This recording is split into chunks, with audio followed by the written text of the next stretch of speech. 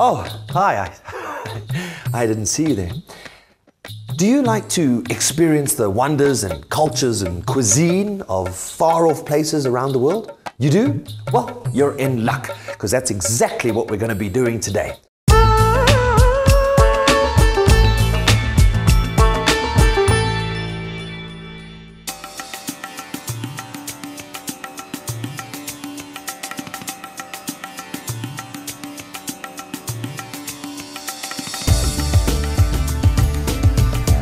We're going to start off with the yogurt, and we're going to put some yogurt to our chicken, and it makes it a lot easier to get our spices all over the place. Wow, you're not scared, hey?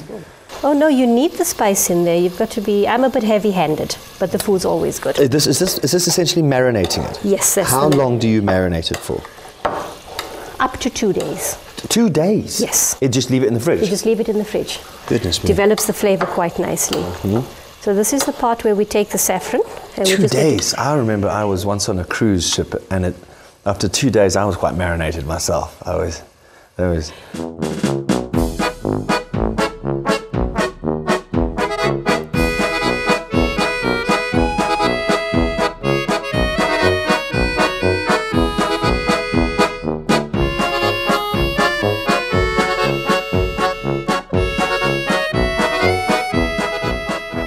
want you to take the stalk out. Okay. So do what I've done. Here we go, almost there.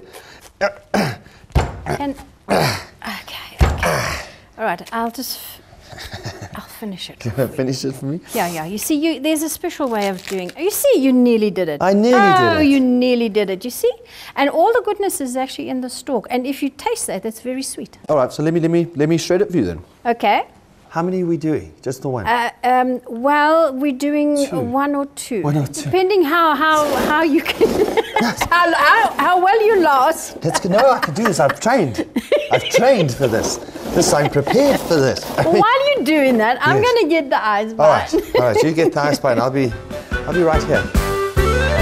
Isn't that beautiful? That is beautiful. We've got ice bite. We've got sauerkraut. We've got potato. We've got beer. We've got schnapps. We haven't done the sausages.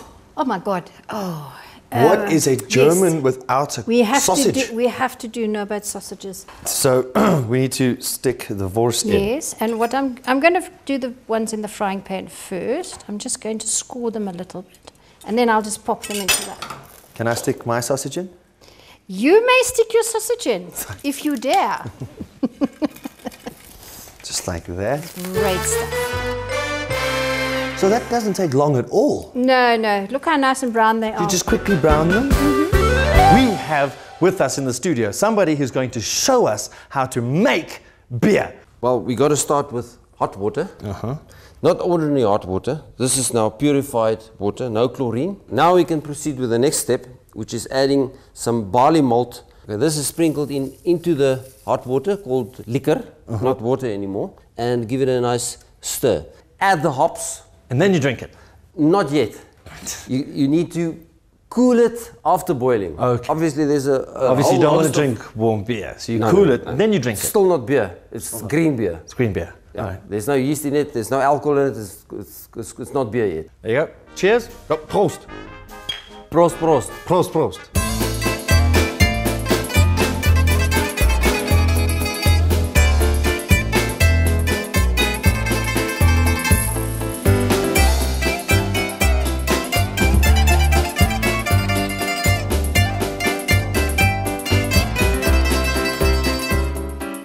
All right, so what are you going to make for us today that is traditionally Greek? I've got dolmades, which are vine-wrapped... I know the dolmades, that's a spotted dog. No. No? No. What's that? It's vine-wrapped leaves with mincemeat and rice. Mincemeat. Okay, let's do that. Let's do some dolmades. So this is, I know that. This is dill. Dill. We've got dill here. We've got some beef mince, onions, parsley, some mint. That looks like mint. And vine leaves. And vine leaves. And some rice. Now what is that? What vine? From what vine? What plant? From the grapes. Is that a grapevine? Yeah. Put a little chunk in there. Roll it up like that. And you've got to roll it up nice and tight. These are our dolmades. Okay. Now, if you're serving like a huge Greek family, would you be allowed to say this is 101 dolmades? No.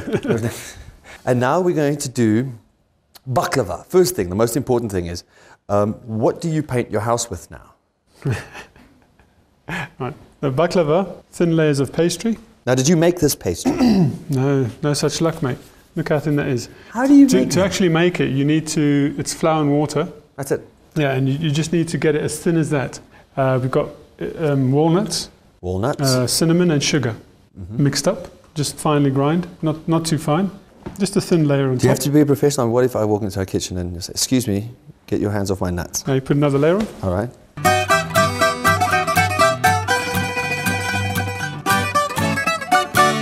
Here's your baklava, mate.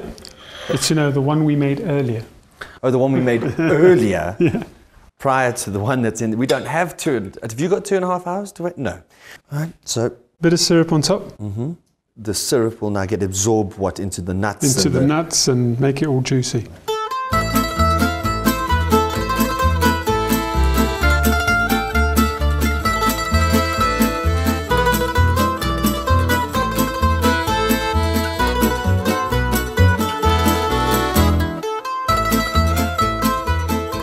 All right, now I'm going to show you how to open the classic pizza. All right, you watch me and then you're going to do it.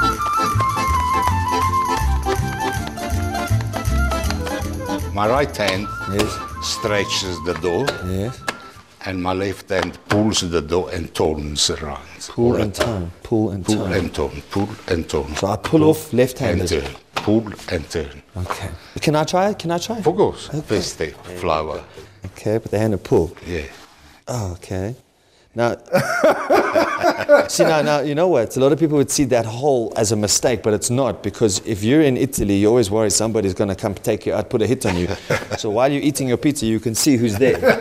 You say, no, nobody, it's okay. All right, but for your first attempt, it's not bad. Not bad. Not Thank bad you, for your thank you, first attempt. thank you, Don All Giovanni. right, so that's how you open for a And that's called classic opening pizza. a pizza. Okay. So I'm going to show you a really, really fast, really good seafood pasta sauce, the classic frutti di mare, the fruits of the sea. Oh, that's what okay, because I always look at the menu and it says frutti di mare, but there's no fruit in it. It's Indeed. just seafood. You're a sadly worrying man.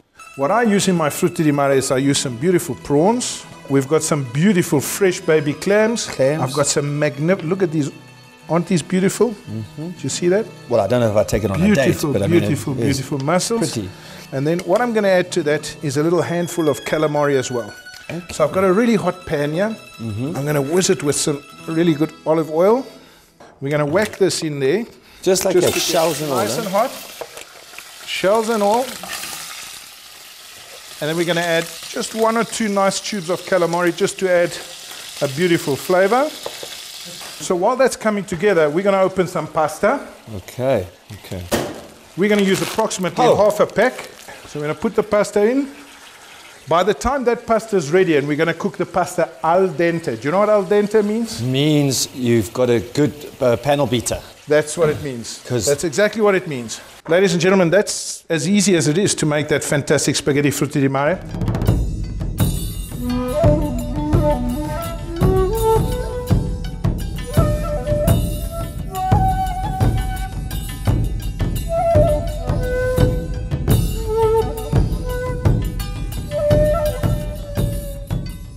Wow, that is a lot of food. This is for one person. Yes, actually this is for one person. One sumo wrestler will eat all of this. Yes, but usually they're not making each and every one. They're making big pot and making together. But today we're making for one person. This is pork, Chinese cabbage, and some potatoes, and some tofu. Some dog food. Tofu. Oh, tofu. Yes, tofu is bean curd. Yes, Bean some curd? mushrooms. And some, is that a mushroom? Yes. Oh, so that, what different type? It's a shiitake mushroom? Yes, shiitake mushroom, exactly. Ah, Yes, it is a absolutely. shiitake mushroom. And obviously, I think you left out the chicken over here. And is that spring onion? Yes. Wow. Oh my goodness me, look at that. So bento is Japanese for box, and this is a lunch box. Yes. Right, my job now is to replicate this bento, which is Japanese for box, or as a lunchbox. So have you got another box there for me? Yes. Thank you very much. Easy peasy lemon squeezy. I'm also, you know, a chef. I brought my own knife. You can see, that's my one. Traditional as well. Oh, I got it. I nailed it. But I think I need a smaller knife for the fine detail, so we'll just stick that there. All right, so I'm just going to cut here. I'll cut here and here. Oh my goodness, I think I cut my finger. Oh no, I've cut my finger with your knife. It's too sharp. I've cut, oh, look there. Oh my goodness, do you have another? It's just like, oh my goodness. I don't know. This is what you would call the Western version. This you would call, this wouldn't be called you wouldn't serve this in a restaurant. Hey? So that's not, but I'm learning.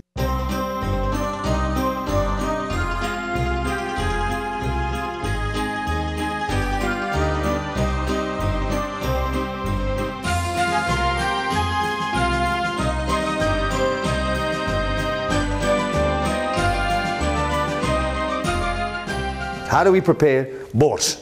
Okay, the first stage to prepare borscht, you have to go to buy the big good chunk of meat. Put whole onion in stock, in the water, or you can fry onion. Bay leaf, it's compulsory, and pepper as well. Okay, black peppercorns. Black peppercorns, yeah. And you put on a stove to boil it.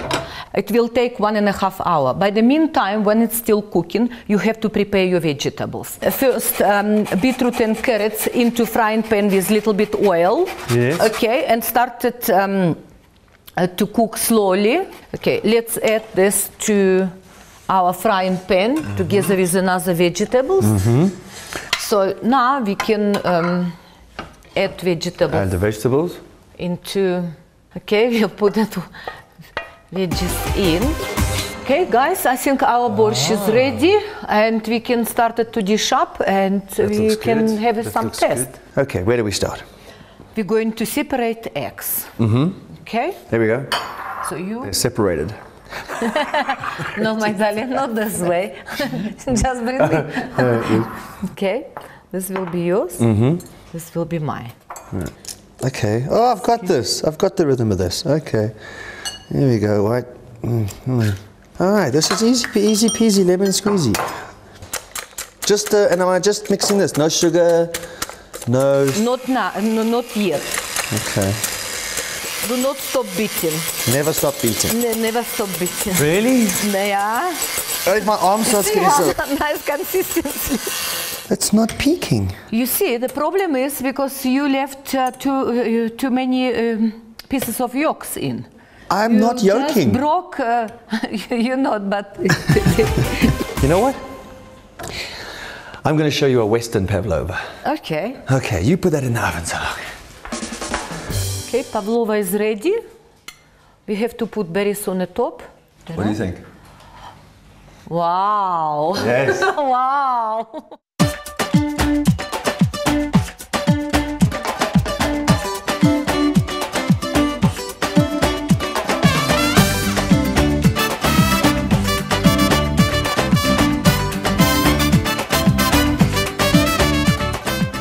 What are we going to cook today? What if, when I say to you, let's cook something Brazilian, what's the first thing that springs out into your head? The first thing that comes to my mind is feijoada. What exactly do we have here? Well, we've got some, like I said to you earlier on, feijoada is made with different types of meat. So we've got the ribs, we've got the pork ribs.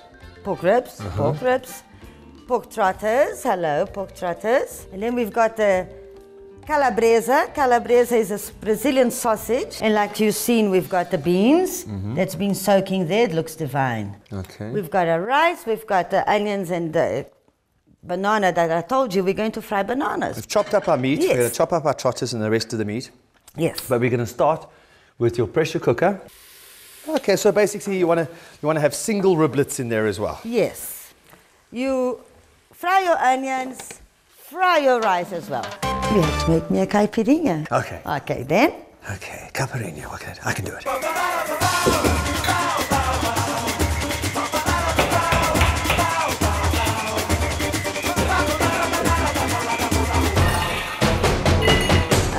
Oh, but that was quick.